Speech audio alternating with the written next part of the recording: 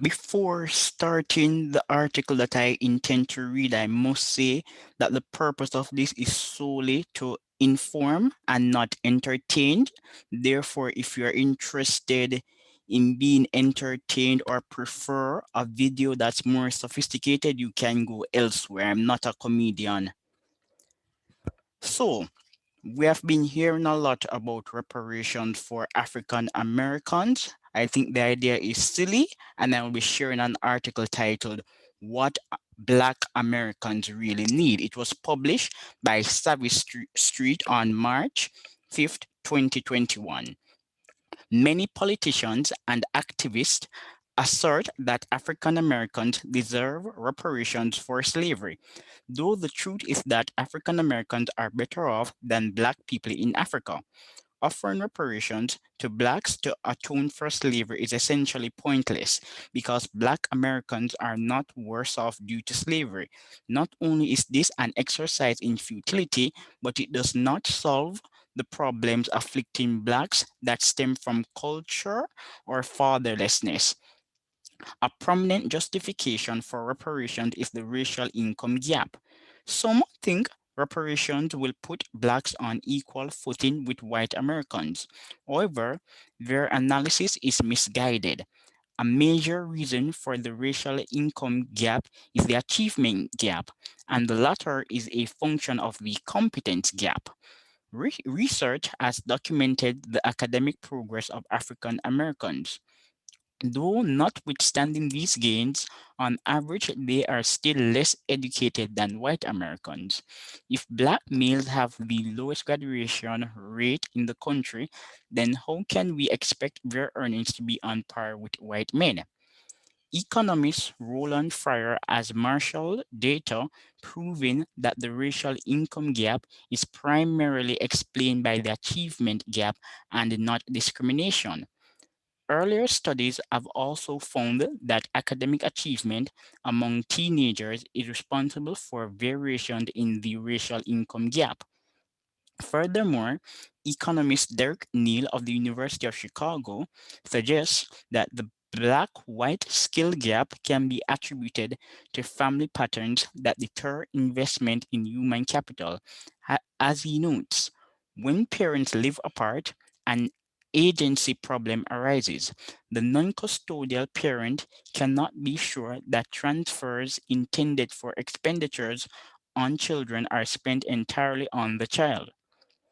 This monitoring problem acts as a tax on investments in children.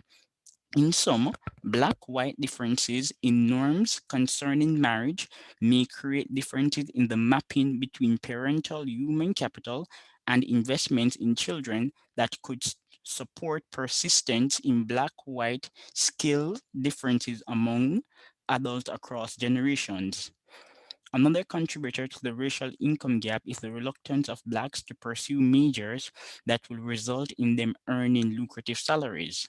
Maya Beasley, in her fascinating book Opting Out, Losing the Potential of America's Young Black Elite, argues that black students exhibit a greater preference for social activism and as a result are overwhelmingly represented in socially useful but low-paying professions. Moreover, in an interview published by Insider Higher Ed, Beasley instructs Black students to form relationships with people outside of Black social groups. While Black students may derive substantial value from these networks, there is also a considerable downside to their separation from the wider campus community. According to Beasley's report, some black students posit that the fear of racism precluded them from socializing with white networks. Yet such assumptions are unfounded since racism has declined in America, and tolerance for racist rhetoric is diminishing. However, racism is not an insurmountable obstacle for people who want to succeed. Black men like Robert Church and William Scarborough achieved a lot despite the venom of racism in an earlier era.